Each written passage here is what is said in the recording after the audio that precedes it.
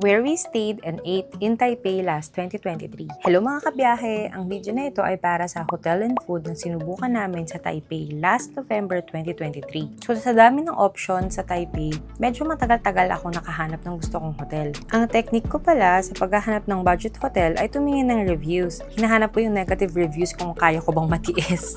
Kidding aside, mahalaga din sa akin yung easy access sa transpo. Without further ado, ito ang hotel na pinagstayan namin sa Taipei, ang Mini Inn Hotel. From Taipei Main Station, may direct exit ito, ang M7 na pinakamalapit pero by stairs. At M3 naman for escalator kung may bagahe. Bale, nung gabi na kami dumating, lumabas kami ng station via exit 7. Naku, isang malaking pagkakamali. So ayun, may pagka-dorm pala itong hotel na ito. May female and male dormitory room sila. Pero meron din tulad ng amin na standard double room. Loft type ito na may dalawang kama, isa sa taas at isa sa baba. May sarili din kaming toilet and bath. Meron din silang common area with free tea and water. Sa pagkain naman tayo, itong mga kinain namin sa Taipei. Actually, di kami foodie ni Mister. So, kadalasan, kung ano-ano ang sinusubukan namin kung saan dat na ng gutom. Bale ng day 1 namin, pagkagaling namin sa falls, may nadaanan kaming ihawan at tinikman ng sikat na Taiwanese sausage. Sa lunch naman namin, dinala kami ng guide/driver namin na si Kuya Andy sa tour sa Jufen Je Jiao Traditional Diner. Sana tama yung pronunciation ko. Grabe ang sarap ng xiaolongbao dito. Nung gabi naman sa Ximending, may kinainan kami na may maraming local na kumakain na nasa gilid ng Hot Star. Hindi na kami nakapag-picture sa gutom pero sobrang mura doon at sarap kahit malakarandirya itsura.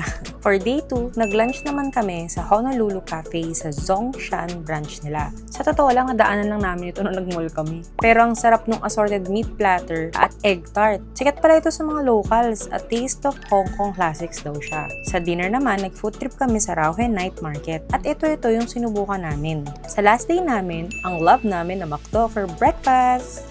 Sa lunch ay bumalik kami sa Ximending para sa Xing Putang Milk Tea at Xiaolongbao. Mas gusto pa rin namin yung sa Jufen. Sinubukan din namin itong higanting chicken na Hot Star. Ma-pepper pala ito, kung mahilig ka, magugustuhan mo to. Ako kasi hindi.